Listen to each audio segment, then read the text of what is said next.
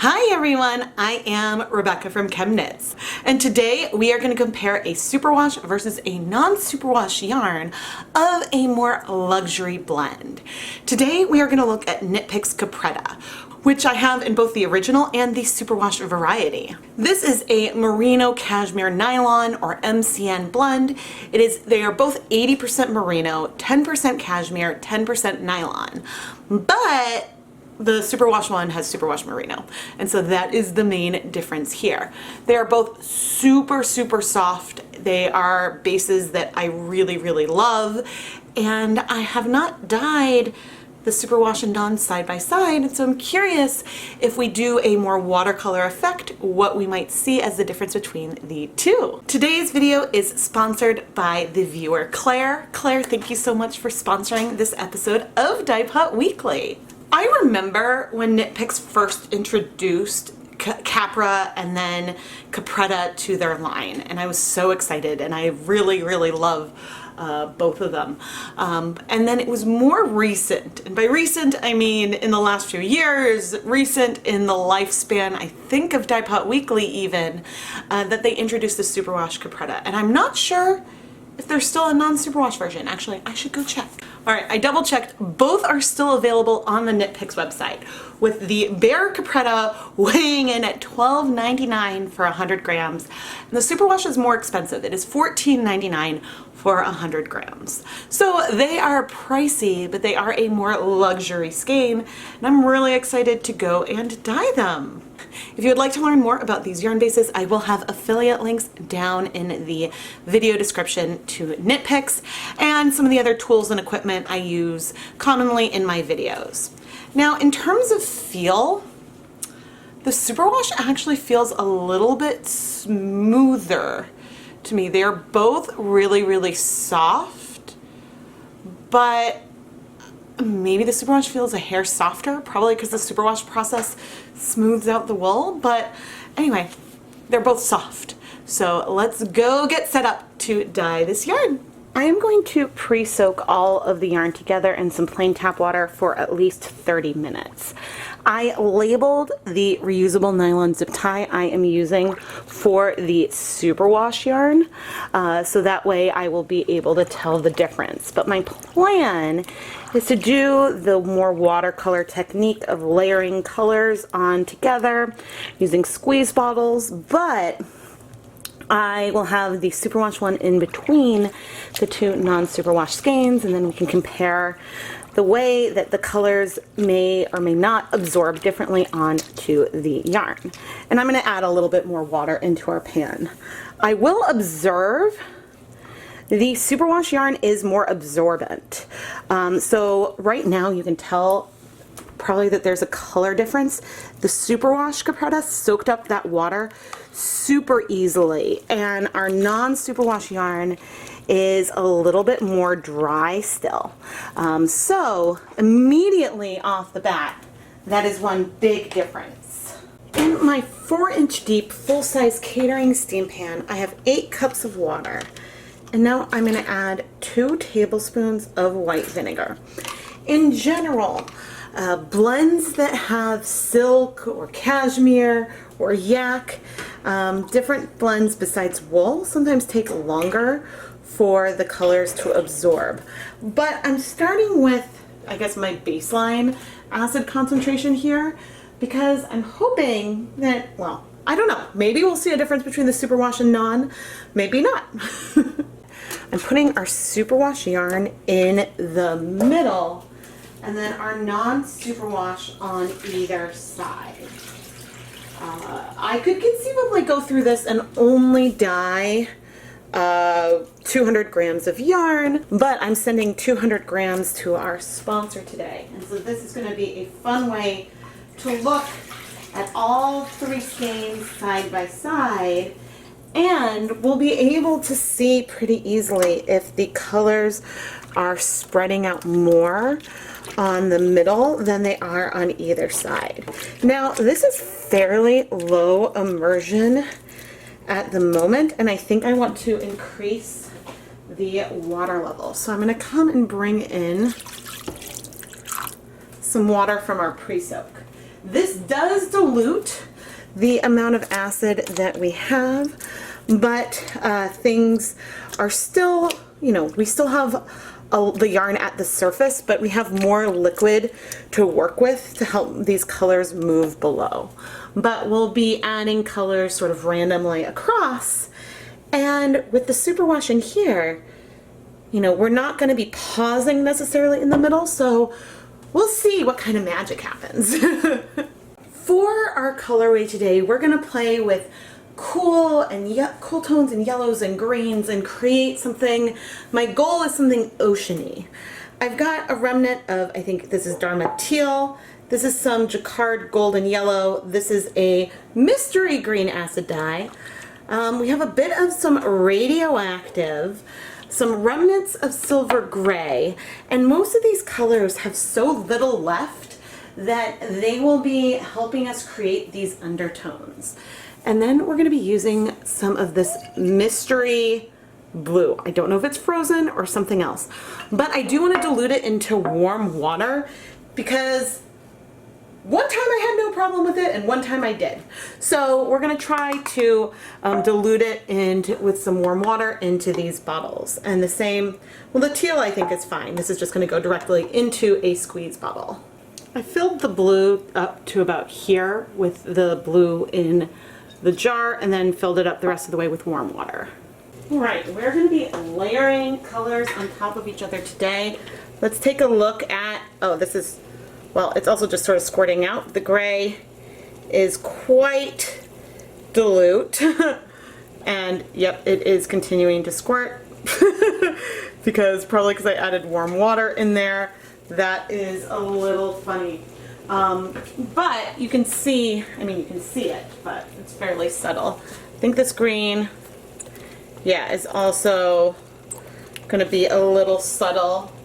And let's check our diluted blue.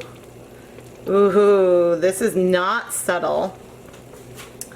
But I am not currently going to move these lines around.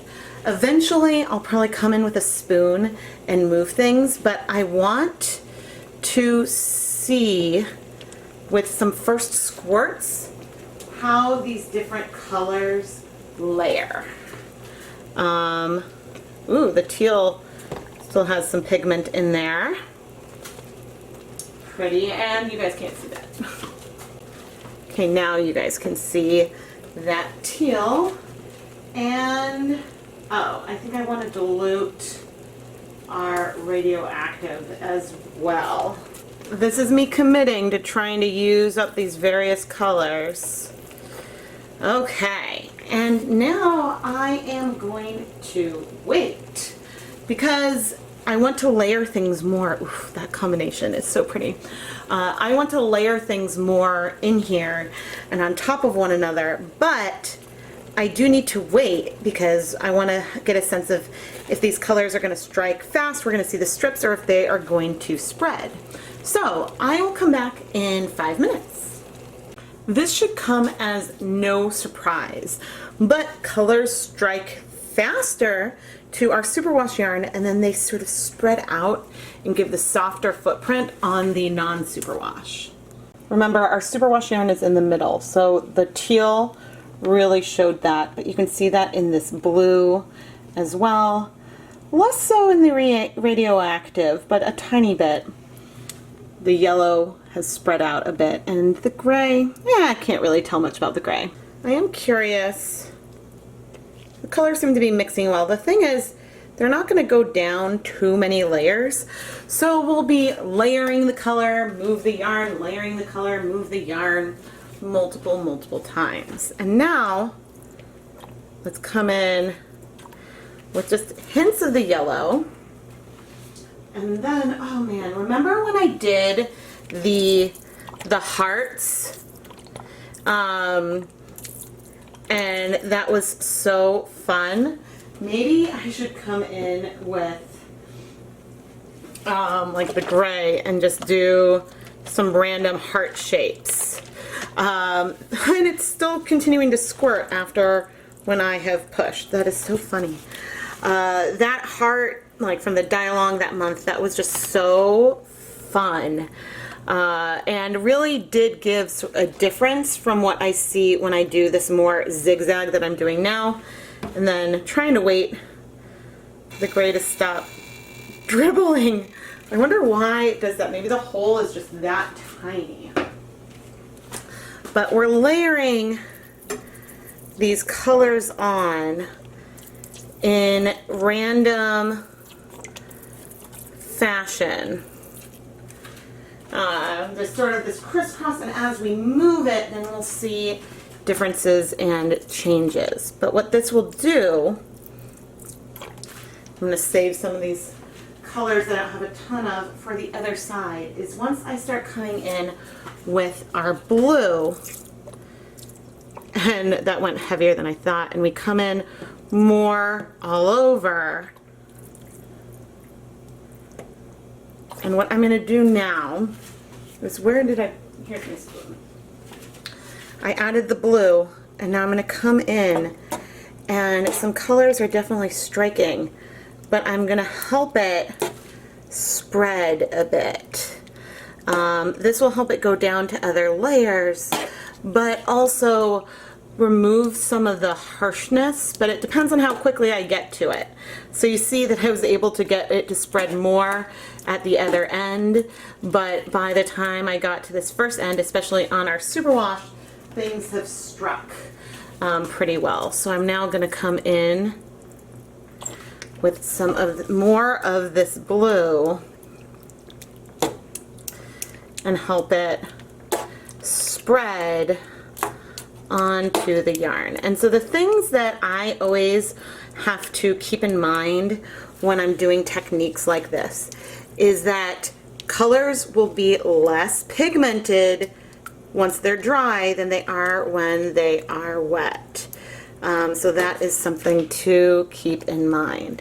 And I'm finding myself going over that sort of yellow, mustardy yellow color. I like the contrast that it's bringing in, and oh, I think you guys are a bit blown out. I like the contrast that it's bringing in and that extra hint and dimension, and I don't mind if we end up with some white left in. But let's actually, though, bring some down to some blue to these tips just to help, because as I said, I don't mind there being some white in here, but I don't want like huge patches of white. And you can see if we move it, there's still a lot of color beneath the surface, so we will be moving this multiple times, but I do want to give some of this color a chance to absorb, so I think we'll wait probably about 5 minutes before flipping. I love these colors. Okay, let's flip.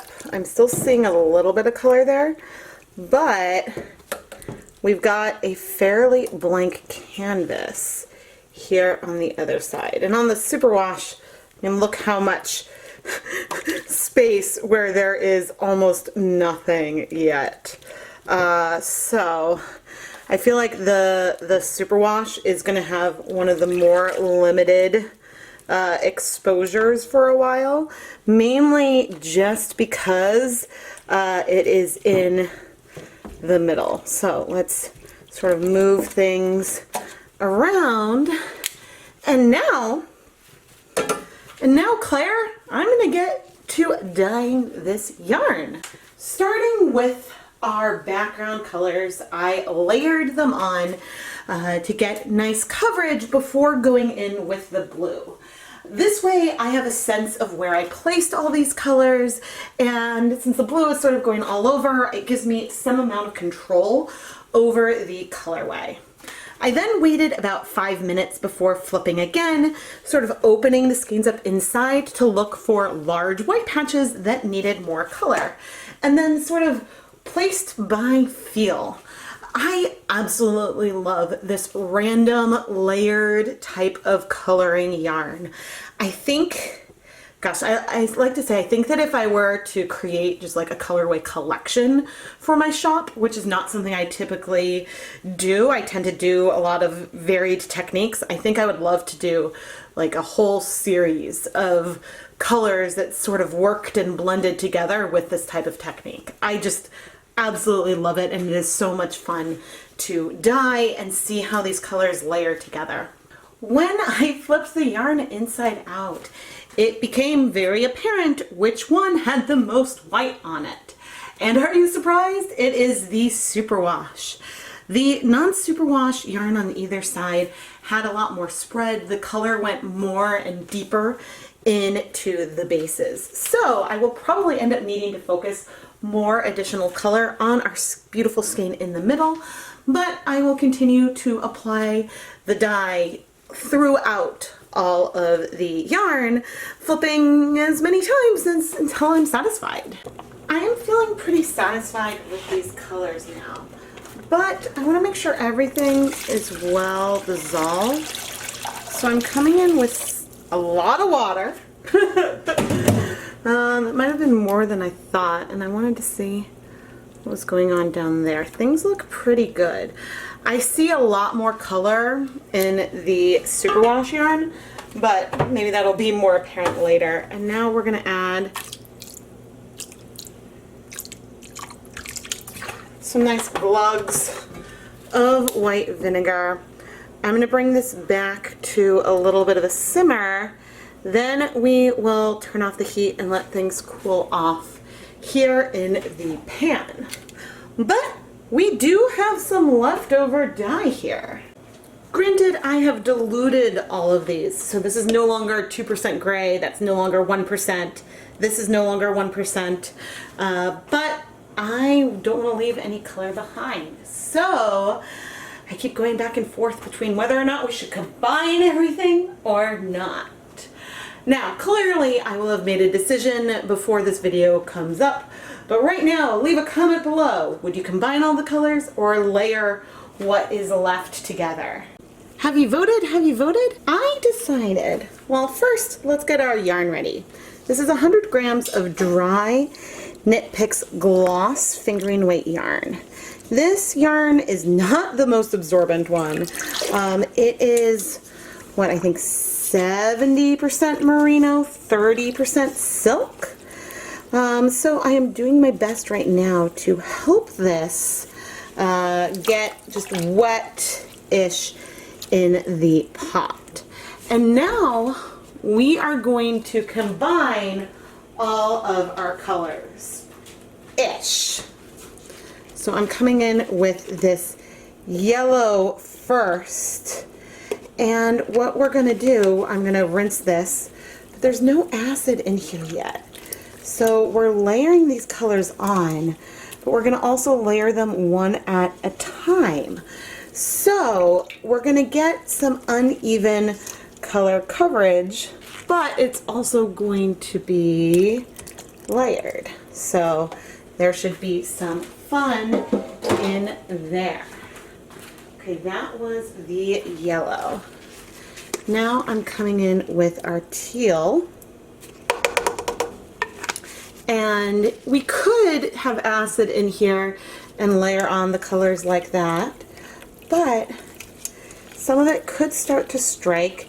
The water is not completely cool. So I think there may have been some warm tap water.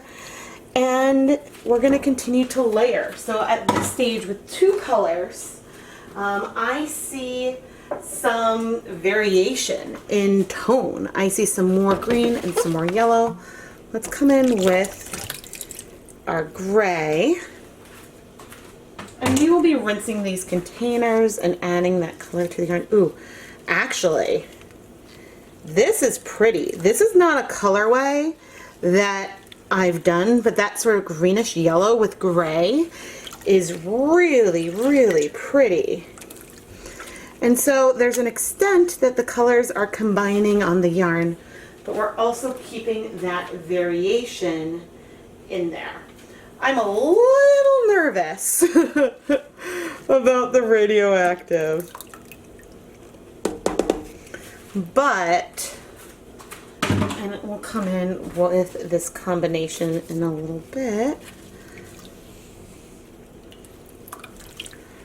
But this is just making it a little more angry, muddy green. This feels very, gosh, I took a picture of some like moss and seaweed on a rock on the beach that I might use at some point for ChemKnits dye along, and this color in there really reminds me of it. All right, now coming in with some of the blue, and this will likely shift the whole tone a lot, but it all depends on the overall proportions. And if the pot was hot and if we had acid in here, these colors would layer together very differently than what we're seeing right now. Okay, I am going to turn the heat on to low. We are going to add 1 tablespoon of white vinegar. And I do feel like some color has absorbed already, and this is so pretty. But I will be back in a moment with some more of these rinsed out colors. We got some more of this green coming in. After, I would say after things heat up, I will come in and add more acid, but we'll continue to let this heat slowly for now. Let's check in on our yarn. We've got some really nice, this green, it is so cool looking. All right, splash of vinegar time. And I'm gonna reduce the heat to low for, I think, another just 10 minutes. And then I'm gonna turn off the heat and let it cool off slowly here in the pot. Let's just peek. Oh, that color is almost completely in the yarn. All right, I am gonna turn off the heat and let this cool completely.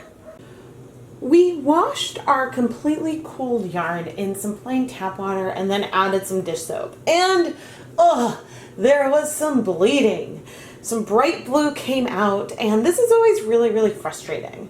So I added a big glug of some white vinegar to the cool tap water and let it sit for a bit. Rinsed the yarn, added a little more vinegar, and then rinsed a few more times, and the color eventually stopped bleeding. This is something I saw on some wool roving, which perplexes me about this blue because I dyed a lot with this blue with no bleeding, and then in the 2 most recent times I used it, I did see bleeding. But this was a risk I took, and the dye bath completely cleared on the stovetop. So I'm not entirely sure what's going on with this blue, but we did get it to clear, and so I put the yarn through my Nina Soft spin dryer, hung it to dry, and now we'll come back for some conclusions. I am amazed at the difference between our Capretta Superwash and the Capretta Non-Superwash. It's not the modeling and speckling that I find surprising. I knew that the colors would strike faster on the Superwash base, but I guess I was expecting not for the non-superwash yarn to not feel as muted. I think I was expecting to see a similar level of coloration in these skeins, so it just made me see some sharper transitions in the superwash. I love the results on the Capretta Superwash, and so much that I just sent a message to Claire, our sponsor, to say if she would prefer that I send maybe 2 mismatched skeins or 2 that are matched, because frequently I try to send the sponsor my favorite colorway, and I think this one is by far my favorite, which isn't to say I don't love the soft oceany feel that we have on the non-superwash. There is depth and dimension in here. It's just this one calls more to me personally. The non-superwash yarn is a little bit, I would call this a little bit sticky, which I show by, you know, when you pull it apart, the strands sort of stick together. I would not call this felted. There has been no loss or misshapening of the actual plies in the yarn. It's just some wool that isn't superwash will start to cling to itself. So I don't consider this to be at all damaged in any way. I am normally not team reskein, but this slight clumping does make me want to reskein the yarn. And so I may go ahead and do that off camera. The reason why I don't like to reskein yarn that I've dyed personally is that I like being able to see the yarn as it was dyed to get a sense of, oh, okay, like this more orangish green is like more muted and it's like randomly placed throughout the skein. And sometimes once things are reskeined, it can be hard to tell if things are repeating or regular, but the one perk to reskeining is you can get a sense of how the colors might blend together a little bit easier. Ultimately, that comes down to a lot of preference, but I think that these are beautiful too. I just think that in general, I tend to lean towards more saturated colors, which is why I like the superwash a tad bit better, personally. But I'm interested to hear which colorway you guys like more. Finally, we have our gloss, which is this gorgeous mossy beachy green, and it has a lovely sheen. I love gloss. There are a few hints of a more rust speck, but I think that this is a gorgeous semi-solid yarn. I love how mermaid and oceany these colorways feel, and I think I really need to, when I'm going for things that feel subtle and a little watercolor, I really should go for something that has a little bit more contrast and punch, because I think it makes the colorway that much more beautiful. I easily could have avoided that golden yellow and had something that was a lot more soft, just the blue and green. But that punch of that sort of, I don't know, dirtier green, yellower green in there, a little bit of almost an orangey green, really does bring the colorways to life. And I love, love, love how this turned out. Claire, thank you so much for sponsoring this episode of Dyepot Weekly. I still don't know if I'm going to send you these two or these two, but I hope that you will love whichever pair you receive. I'm only a little bummed, well actually I'm a lot bummed that I went and grabbed gloss instead of dyeing another skein of the Superwash Capretta, because I think that the two of these pair so well together, color-wise that is. I am Rebecca from ChemKnits, and if you enjoyed this video, please subscribe, turn on notifications so you never miss a new video. I publish at least 2 new videos every week, and we also do unboxings and other fun stuff, and you don't want to miss any of it. If you're a huge fan of my content, go and check out the ChemKnits Patreon. There will be a link down in the description, along with lots of other helpful links to other places you can find me to support the ChemKnits Tutorials YouTube channel. But Patreon is a really great way to get some bonus behind the scenes content, help vote in the direction of each month's Dyepot PS video, and more. And again, you can find all details at the ChemKnits Patreon page. It has been a little while since I have done a strict superwash versus non-superwash comparison. I do this a lot, but sometimes the bases have a few more differences. And the difference here between the Capretta Superwash and non gives a really striking difference. So, what are your opinions on Superwash versus non? Let me know down in the description what you personally prefer to use. I hand wash a lot of my hand knits anyway, so I often don't necessarily search out a superwash yarn versus non personally, but I do like the way superwash yarn absorbs color faster for more like variation. So I look forward to seeing what you all think. Thank you so much for watching, everyone.